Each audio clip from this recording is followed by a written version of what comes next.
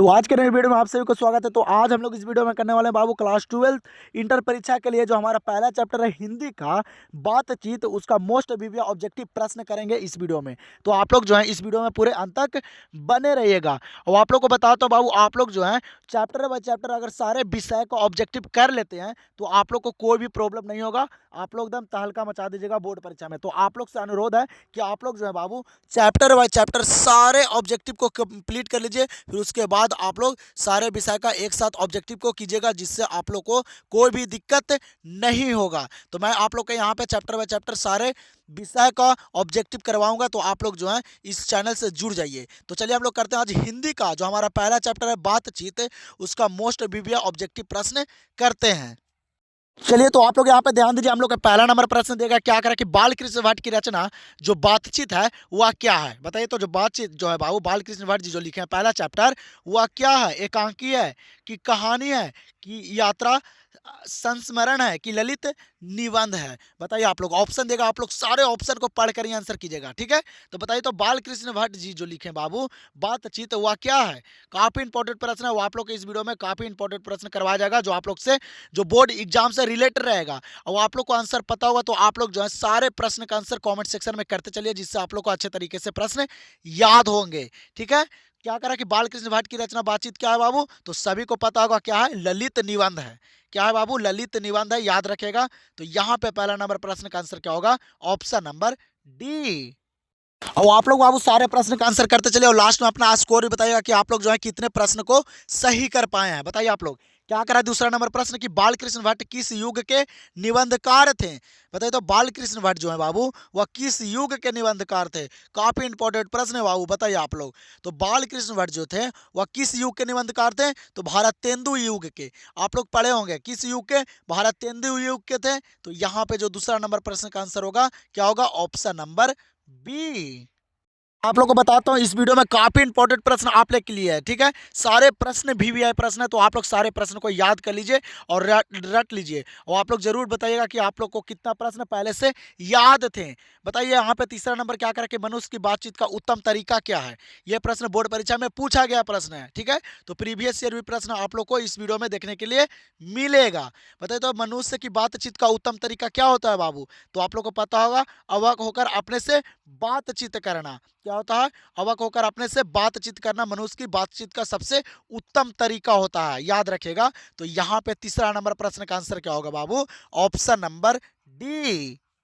लोग को बताता हूँ इस चैनल पे बाबू क्लास 12 इंटर परीक्षा का तैयारी करवाया जाता है। तो आप लोग जल्दी से इस चैनल से जुड़ जाइए, ठीक है। आप लोग को हम यहाँ पे ऑब्जेक्टिव सारे कंप्लीट करवाए जाते हैं इस चैनल पे। तो आप लोग जल्दी से इस चैनल को सब्सक्राइब करके और वीडियो पसंद हो तो वीडियो को आप लोग लाइक और शेयर जरूर कर दीजिएगा। बताइए यहाँ पे क्या करा चौथा नंबर प्रश्न कि संवाद में सबसे महत्वपूर्ण क्या है?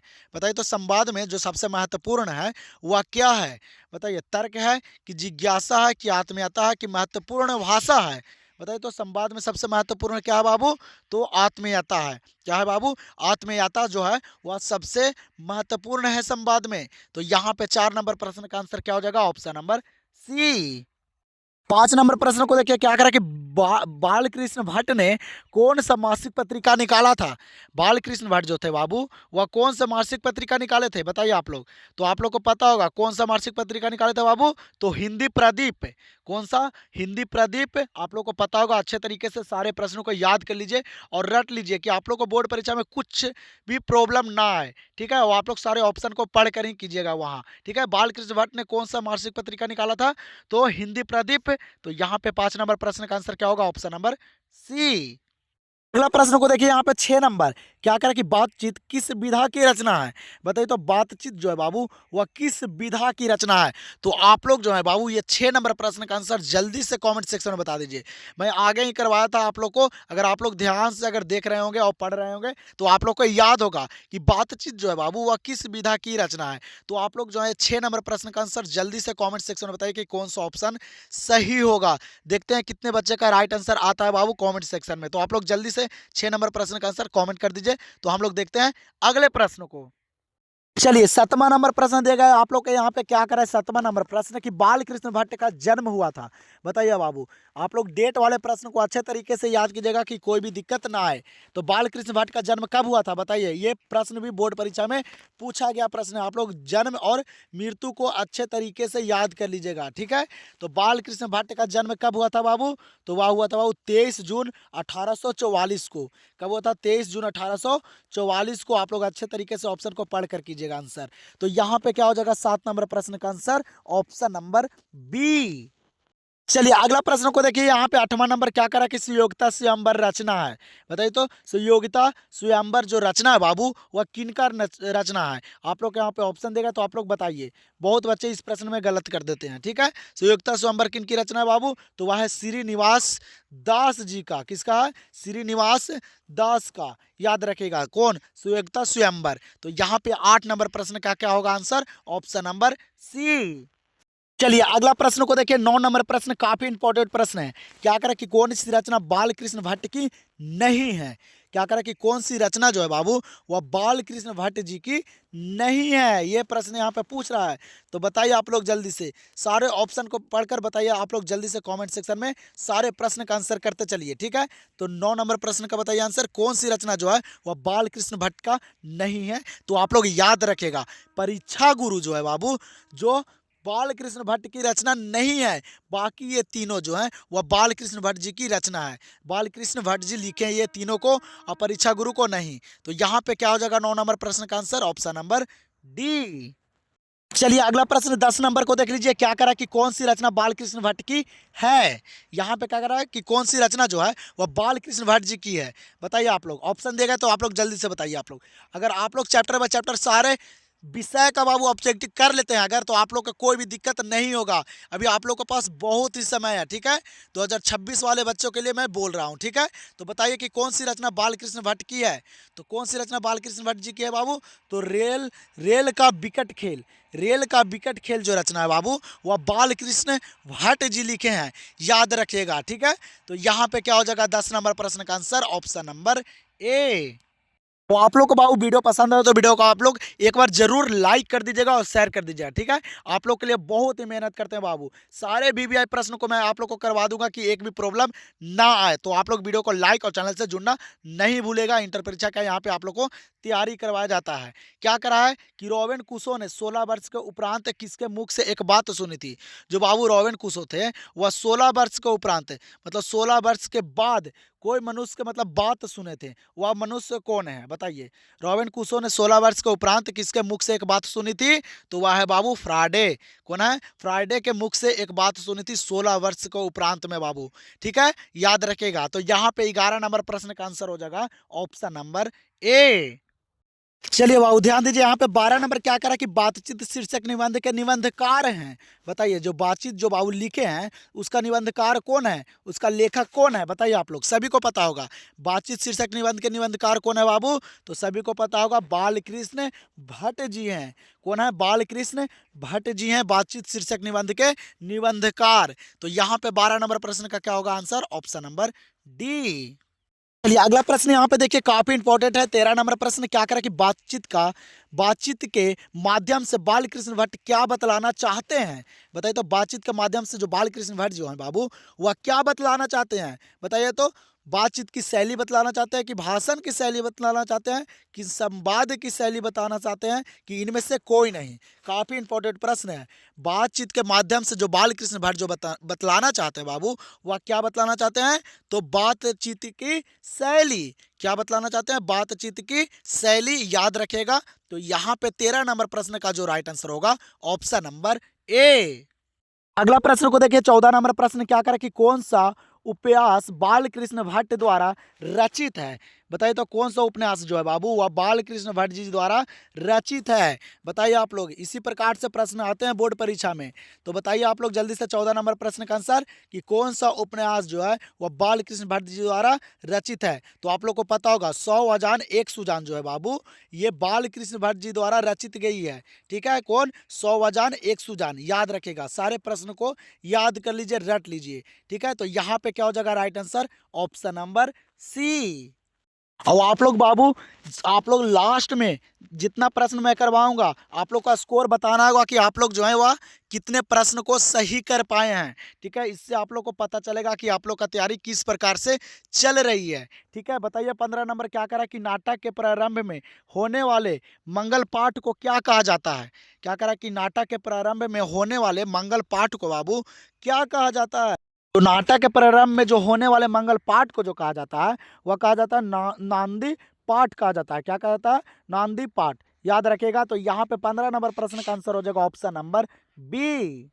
तो आप लोग को सारे विषय का बाबू चैप्टर बाय चैप्टर इतना निचोड़ प्रश्न करवा दूंगा हर विषय से, हर चैप्टर से, कि आप लोग को एक भी प्रश्न छूटेगा ना। क्या करा कि रॉबिन क्रूसो को कब तक मनुष्य का मुख देखने को नहीं मिला।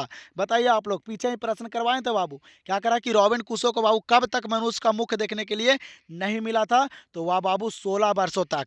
कब तक नहीं मिला था? 16 वर्षों तक उसको मुंह देखने के लिए नहीं मिला था। और देखे बात भी सुना था तो फ्राइडे के मुंह से सुना था। आप लोग को पीछे ही बताए हैं। ठीक है, तो यहाँ पे क्या होगा 16 नंबर प्रश्न का आंसर ऑप्शन नंबर सी। चलिए अगला प्रश्न 17 नंबर को देखिए। क्या करा कि बोलने से ही मनुष्य का रूप का साक्षात्कार होता है, यह किसने कहा। बताइए तो, बोलने से ही मनुष्य के रूप का साक्षात्कार होता है, ये कौन कहे थे। तो ये कहे थे बाबू बेन जॉनसन कहे थे। कौन कहे थे? बेन जॉनसन कहे थे कि बोलने से ही मनुष्य के रूप का साक्षात्कार होता है। याद रखेगा। तो यहाँ पे क्या होगा 17 नंबर प्रश्न का आंसर ऑप्शन नंबर बी।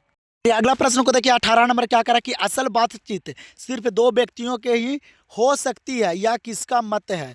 बताइए तो, क्या करा कि असल असल बातचीत जो हो सकती है बाबू वह दो व्यक्तियों के बीच हो सकती है। ये कौन कहे थे? तो वह कहे थे एडिसन। कौन कहे थे? एडिसन कहे थे कि बाबू बातचीत जो है वह दो व्यक्तियों के बीच ही सही से हो सकती है। ये बात बोले थे एडिसन। याद रखिएगा। तो यहाँ पे क्या होगा 18 नंबर प्रश्न का आंसर ऑप्शन नंबर ए। अगला प्रश्न को देखिए 19 नंबर प्रश्न। क्या करा कि एडिसन के अनुसार असल बातचीत कि कितने लोगों के बीच हो सकती है। क्या करा है कि एडिसन के अनुसार असल बातचीत जो हो सकती है वह कितने लोगों के बीच हो सकती है। तो अभी आप लोग को बताएं कितने लोगों के बीच। तो दो लोगों के बीच। कितने लोगों के बीच बाबू? दो लोगों के बीच। दब सारे प्रश्न को रट जाइए, याद कर लीजिए। ठीक है, तो यहाँ पे क्या हो जाएगा 19 नंबर प्रश्न का आंसर ऑप्शन नंबर ए। अगला प्रश्न को देखिए 20 नंबर प्रश्न। क्या दिया गया है? कह रहा कि बातचीत से मन किस प्रकार का हो जाता है। बताइए तो, बातचीत से बाबू जो मन है वह किस प्रकार का हो जाता है। तो आप लोग को पता होगा कि बातचीत से जो मन है बाबू वह हल्का और स्वच्छ हो जाता है। कैसा? हल्का और स्वच्छ। अपना बात किसी दूसरों को बताने से क्या मन हल्का होता है। ये बात आप लोग सुने होंगे। ठीक है, तो बातचीत से मन किस प्रकार हो जाता है? तो हल्का और स्वच्छ हो जाता है। तो यहाँ पे 20 नंबर प्रश्न का आंसर क्या होगा? Option number C. अगला प्रश्न को देखिए। क्या करें 21 नंबर कि किसके ना होने से सृष्टि गूंगी प्रतीत होती है। क्या करें कि किसके ना होने से जो सृष्टि है बाबू वह गूंगी प्रतीत होती है। तो बताइए आप लोग, किसके ना होने से जो सृष्टि है वह गूंगी प्रतीत होती है। तो वह बाबू वाक शक्ति के ना होने से जो सृष्टि है वह गूंगी प्रतीत होती है। याद रखेगा, बोर्ड परीक्षा में पूछा गया प्रश्न है। तो यहाँ पे क्या हो जाएगा 21 नंबर प्रश्न का answer option number B. 22 number प्रश्न को देखिए। क्या करा है कि आर्ट ऑफ कन्वेंशन कहाँ के लोगों में सर्वाधिक प्रचलित है। क्या करा कि आर्ट ऑफ कन्वेंशन जो है बाबू वह कहाँ के लोगों में सर्वाधिक प्रचलित है। काफी इंपॉर्टेंट प्रश्न है बाबू। जितना भी प्रश्न इस वीडियो में मैं करवा रहा हूँ सारे प्रश्न वीवीआई प्रश्न है। तो आप लोग सारे प्रश्न को याद कर लीजिए। क्या करा कि आर्ट ऑफ कन्वेंशन कहाँ के लोगों में सर्वाधिक प्रचलित है। तो वह है बाबू यूरोप के लोगों में। कहाँ के लोगों में? यूरोप के लोगों में। तो यहाँ पे 22 नंबर प्रश्न का आंसर क्या होगा? Option number C. चलिए अगला क्वेश्चन के देखिए। क्या करा है 23 नंबर प्रश्न, बहुत ही इंपॉर्टेंट प्रश्न है। कह रहा है कि बाल कृष्ण किस काल के रचनाकार हैं। बताइए तो, बाल कृष्ण जो है बाबू वह किस काल के रचनाकार हैं। तो बाल कृष्ण जो है बाबू वह आधुनिक काल के रचनाकार हैं। किस काल के? आधुनिक काल के। याद रखिएगा। ठीक है, तो यहाँ पे 23 नंबर प्रश्न का आंसर क्या हो जाएगा? Option number D. अगला प्रश्न देखिए 24 नंबर प्रश्न। क्या करा कि भट्ट जी को किसने अंग्रेजी साहित्य के एडिशन और अस्टील की श्रेणी में रखा है। बताइए तो, भट्ट जी को, जो बालकृष्ण भट्ट जी है उनको अंग्रेजी साहित्य के एडिशन और अस्टील की श्रेणी में कौन रखे थे। तो बाबू एडिशन और स्टील के श्रेणी में जो रखा गया था बालकृष्ण भट्ट को, वह कौन रखे थे। तो रखे थे बाबू रामचंद्र शुक्ल। कौन रखे थे? रामचंद्र शुक्ल रखे थे। तो यहाँ पे 24 नंबर प्रश्न का आंसर हो जाएगा ऑप्शन नंबर सी। चलिए, तो आप लोग यहाँ पे 25 नंबर प्रश्न देगा जो आप लोग का लास्ट प्रश्न है। इसके बाद आप लोग स्कोर बताइएगा कि आप लोग जो है बाबू 25 प्रश्न में कितने प्रश्न को सही कर पाए हैं। अगर आप लोग का 20 प्लस अगर सही होगा तो बहुत ही बढ़िया, आप लोग का तैयारी बहुत ही बेहतर है। ठीक है, तो आप लोग जरूर कॉमेंट सेक्शन में बताइएगा कि आप लोग जो है बाबू 25 में कितने प्रश्न को सही कर पाए हैं। क्या करा 25 नंबर प्रश्न कि बाल कृष्ण भट्ट का निवास स्थान कौन सा है? बताइए, बाल कृष्ण भट्ट जी का जो निवास स्थान है, जहां इनका जन्म हुआ था, जहां ही रहे थे, वह कहाँ है? तो बाबू बाल कृष्ण भट्ट जी का जो निवास स्थान जो है वह मथुरा उत्तर प्रदेश में है। बाल कृष्ण भट्ट जी का जो निवास स्थान है कहाँ है? मथुरा उत्तर प्रदेश में, याद रखिएगा। तो यहाँ पे क्या हो जाएगा 25 नंबर प्रश्न का आंसर ऑप्शन। तो आप लोग जल्दी से अपना स्कोर बता दीजिए बाबू। और अगर आप लोग इस चैनल से नहीं जुड़े हैं तो आप लोग चैनल से जल्दी से जुड़ जाइए, और वीडियो पसंद हो तो वीडियो को आप लोग लाइक और चैनल को सब्सक्राइब जरूर कर लीजिएगा। ठीक है, तो हम लोग मिलते हैं नेक्स्ट वीडियो में। वो आप लोग को चैप्टर बाय चैप्टर पूरे ऑब्जेक्टिव को कंप्लीट कर दूंगा। फिर उसके बाद आप लोग को पूरा ऑब्जेक्टिव का टेस्ट सीरीज चलेगा, जिसमें आप लोग का स्कोर भी बताया जाएगा कि आप लोग जो है वह स्कोर कितने कर पाते हैं। खाली टेस्ट चलेगा आप लोग को लास्ट में। तो आप लोग चैप्टर बाय चैप्टर पूरे ऑब्जेक्टिव को कंप्लीट कर लीजिए। तो हम लोग मिलते हैं अब नेक्स्ट वीडियो में।